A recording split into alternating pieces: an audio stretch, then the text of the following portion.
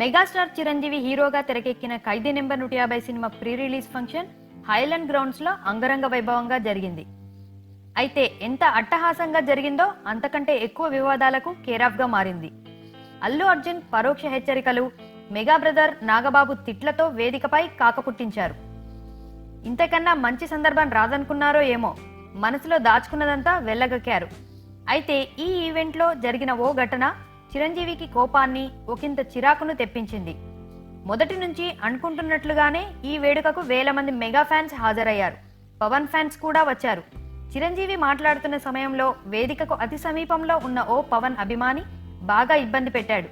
చేతిలో ఉన్న జనసేన జెండాను ఊపుతూ కనిపించాడు.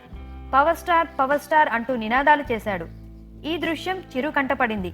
వెంటనే మాట్లాడడం ఆపేసి జెండా కిందకు దించాలని హెచ్చరించాడు. మెగాస్టార్ చూశాడనో ఏమో ఆ పవన్ అభిమాని మరింత రెచ్చిపోయాడు. ఇంకాస్త ఎక్కువగా జెండాను గాల్లోకి లేపుతూ నానా హంగామా సృష్టించాడు. మరోమారు మెగాస్టార్ హెచ్చరించాడు.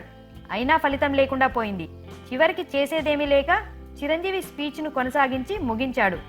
ఈ ఒక్క అభిమాని చేతిలోనే కాదు, వేడుకకు వచ్చిన చాలా మంది చేతుల్లో జనసేన జెండాలు కనిపించాయి. పవన్ అభిమానులు చిరంజీవికి పెద్ద తలనొప్పిగా మారారని సినీ జనం మాట్లాడుకుంటున్నారు.